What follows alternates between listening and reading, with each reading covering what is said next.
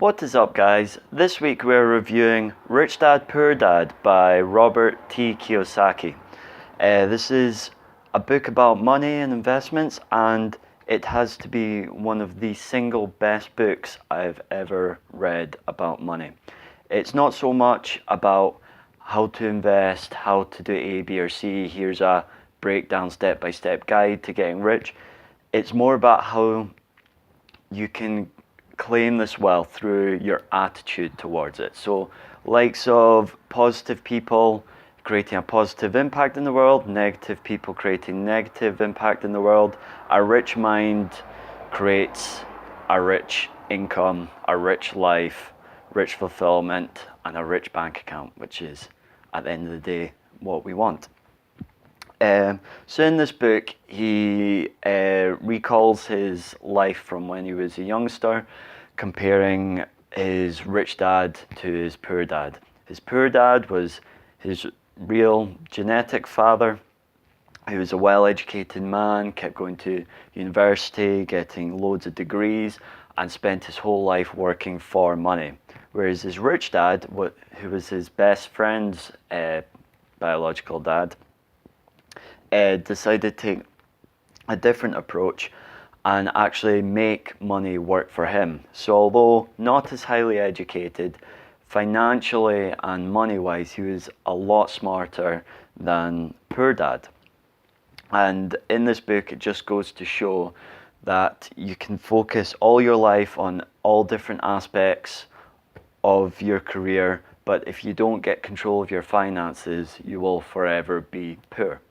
And that was very interesting for me, because obviously in our own careers, unless you're doing something like investing or you're a capital funder, not a lot of what you do revolves directly around money, unless it's, say, like accountancy or something.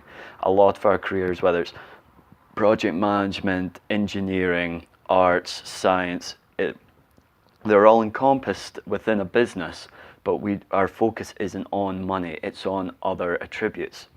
And this just shows that in this world, because our income and the way we finance our lives is through money, is that we need to become financially aware. And unfortunately, the school systems don't keep up with that. I mean, this book was issued, I think, somewhere between 1997 and 1999 it was published.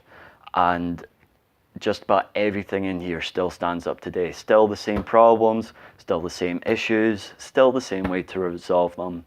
It's just now 20 years further on from then. So this book is still absolutely relevant, still worth picking up. So from going back on what I said, so to become financially smart and aware, it's not actually that tough either. A lot of what he puts in this book is very straightforward, easy to understand, and it's just simply from his own stories, from his own life.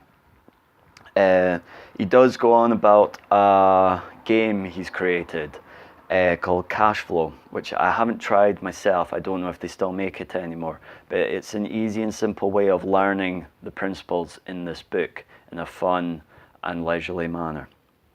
Not picked it up, so I don't know. You can have a look at it yourself.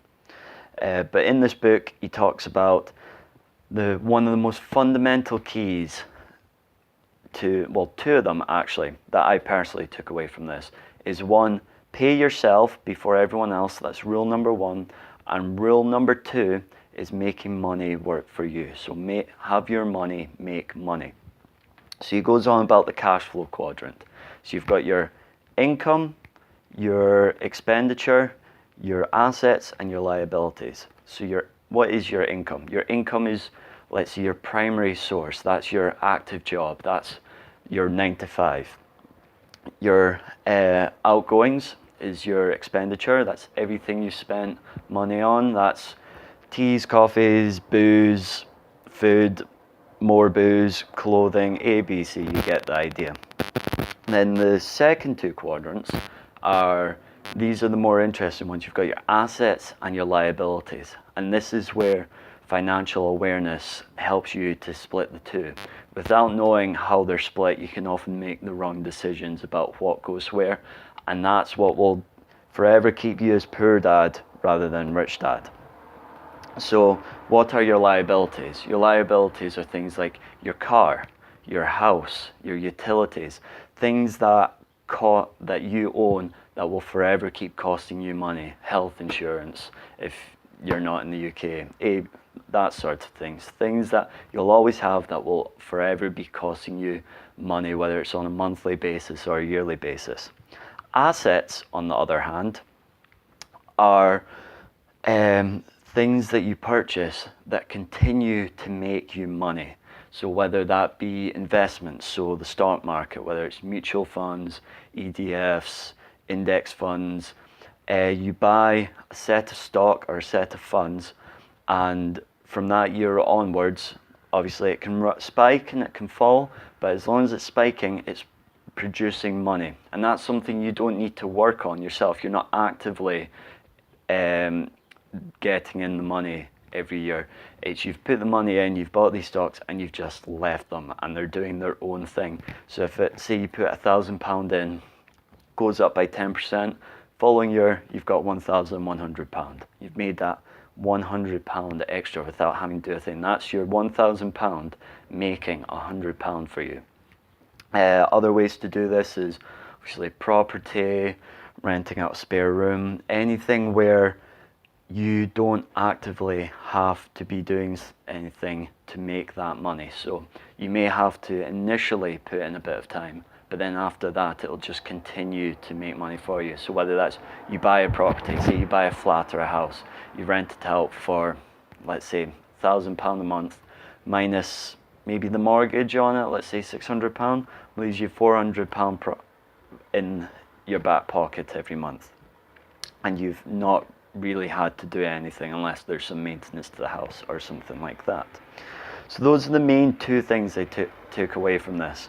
And this is what he says mainly separates the rich from the poor, is that mindset of the poor will go out, get their income, pay their taxes and everyone else first, and then whatever's left they'll go and spend on expenses or liabilities, like a brand new flash car, or a brand, like go out for a really fancy expensive dinner at the start of the month and then end up with nothing at the end of the month.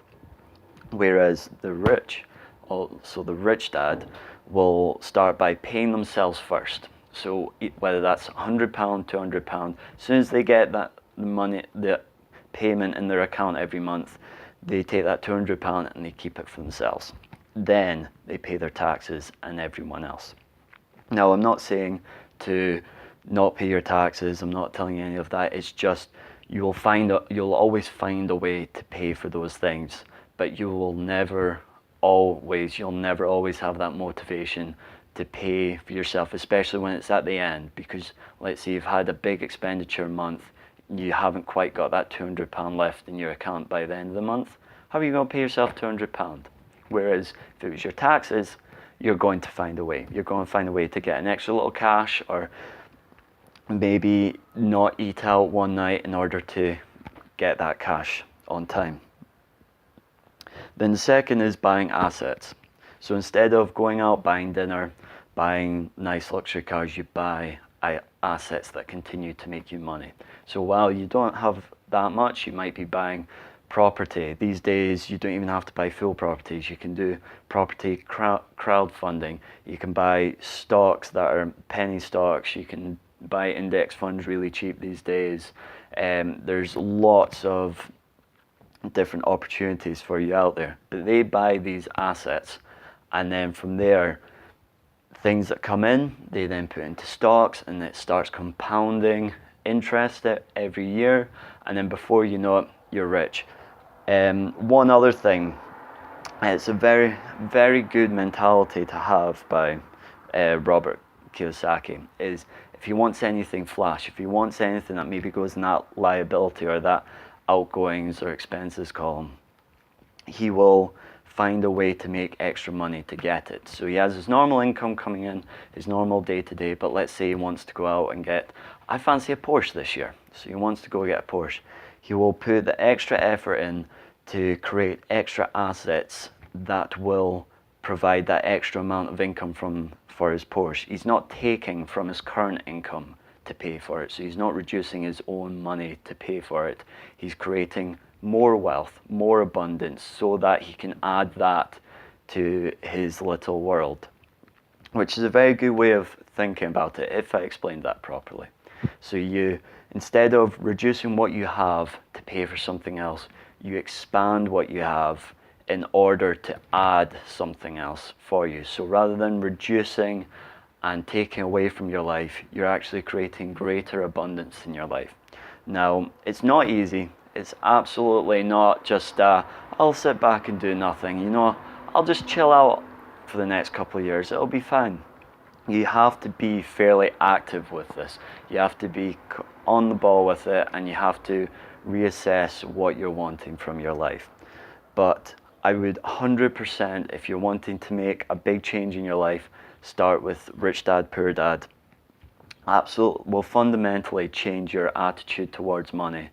And whether you're in your early 20s, best optimum time to start in this sort of thing, or maybe you're in your 30s, your 40s, your 50s, even just a few years off retirement, it might be a good idea to pick this up and have a look, because you can learn so much from yourself, but you may also have people younger than you who you know will be able to take much more away from it just because of the point in life they're at. So 100% I would recommend Rich Dad, Poor Dad. Pick up a copy as soon as you can, get it read. I mean, it's 300 pages, shouldn't take you that long, and go about changing your life. Cheers.